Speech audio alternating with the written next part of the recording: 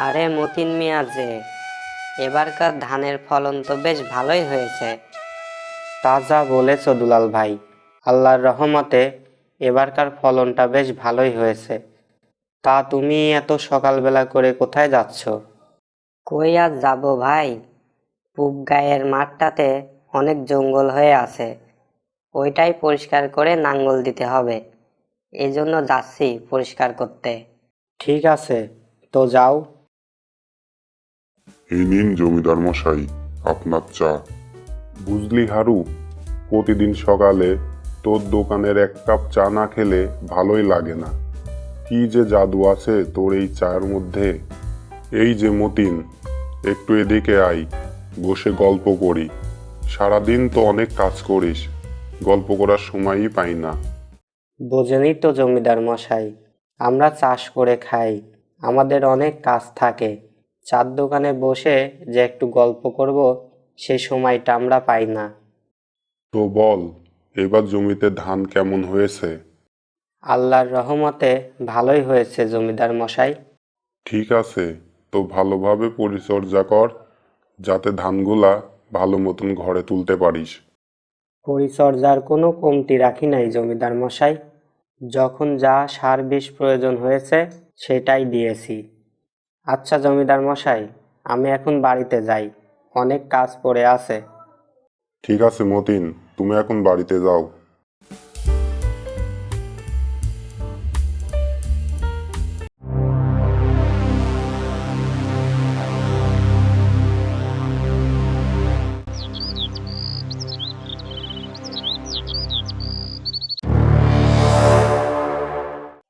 হায় হায় রে, আমার এত বড় সর্বনাশ কে করলো রে!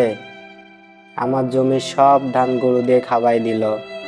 এবারকার ফসল একটু ভালো হয়েছে, এটা মানুষের সহ্য হলো না। সব কয়টা শয়তানের দল, এর বিচার আল্লাহই করবে।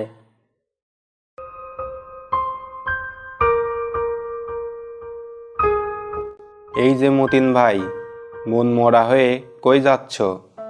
কি আর বলবো রে ভাই, আমার জমির অনেকটা ধান কে বা কারা গরু দিয়ে খাওয়াই দিছে, এরপরেও কি মন ভালো থাকে বল? হ্যাঁ, বুঝতে পেরেছি, কিন্তু না দেখেও তো তুমি কারোর নামে নালিশ করতে পারবে না।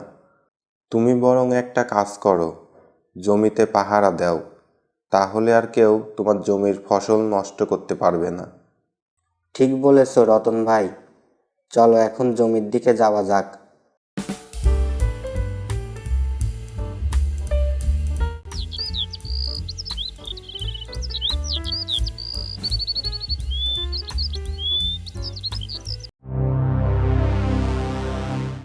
সন্ধ্যা হয়ে এলো, এখন আর কোনো গরু ছাগল আসবে না। যাই, এখন বাড়ির দিকে যাই, আবার কালকে সকালে আসবো।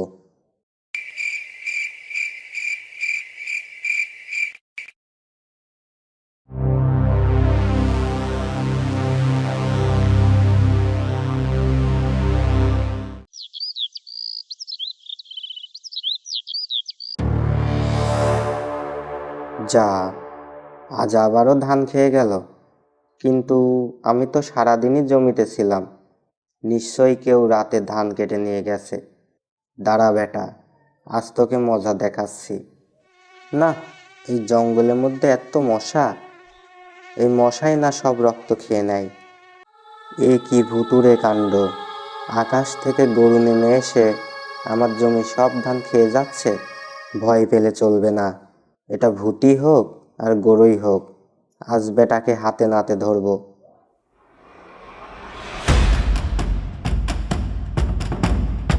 এই তো বেটাক ধরেছি।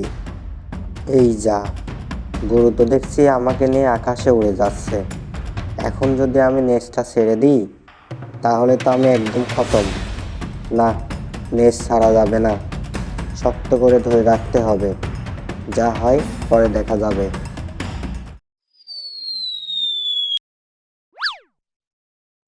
এ কি, আমি এই কোথায় চলে আসলাম? এটা তো দেখছি একটা কাঁঠাল বাগান, আর কাঁঠালও তো বেশ বড় বড়ই।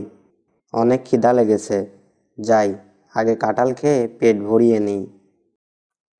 কাঁঠাল খেয়ে পেট তো ভরল, কিন্তু এখন বাড়িতে ফিরবো কিভাবে? এখানে অপেক্ষা করি। সন্ধ্যা হলে নিশ্চয়ই গরুটি আবারও আসবে আমার জমিতে ধান খেতে যাওয়ার জন্য। তখনই চুপ করে গরুর নেজ ধরে গ্রামে ফিরতে হবে। এই তো গরুটা এসেছে, এবার যাই, চুপ করে গরুর নেজ চেপে ধরি।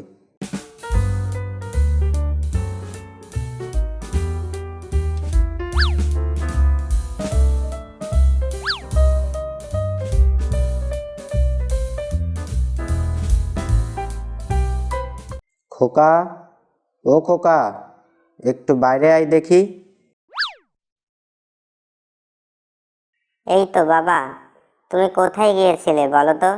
সেই যে কালকে রাতে বের হয়েছো আর আজকে এখনগা ফিরছো। সারা দিন রাত কোথায় ছিলে তুমি? শোন খোকা, আমি এক অজানা দেশে গিয়েছিলাম। সেখানে শুধু কাঁঠাল আর কাঁঠাল। কাঁঠালের সাইজও বেশ বড় বড়। কালকে রাতে আমি আর তুই আবারও যাব সেই অজানা দেশে। গিয়ে অনেক কাঁঠাল নিয়ে আসব আর বাজারে বিক্রি করব। তারপর সেই কাঁঠাল বিক্রি করে আমরা অনেক বড়লোক হয়ে যাব, বুঝলি? চল, এখন ঘরে চল। অনেক ঘুম পেয়েছে, এখন একটু ঘুমানো লাগবে।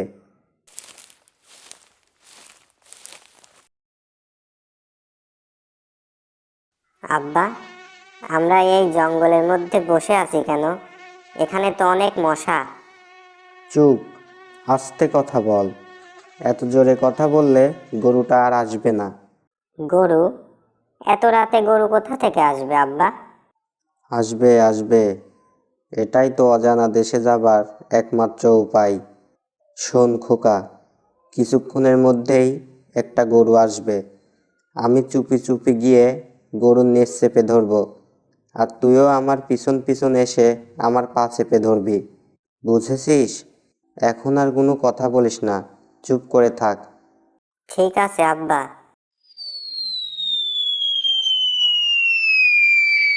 এই তো গরু এসেছে, আমার পিছন পিছন আয়। আব্বা, গরুও উঠতে পারে? এটা আজ প্রথম দেখলাম। হ্যাঁ খোকা, এই গরু জাদুর গরু, এই জন্য এই গরু উঠতেও পারে। আর এই গরুই নিয়ে যাবে আমাদের কাঁঠাল বাগানে। আব্বা আব্বা, কাঁঠাল কত বড়? এই তো খোকা, এত বড়। আব্বা! খোকা।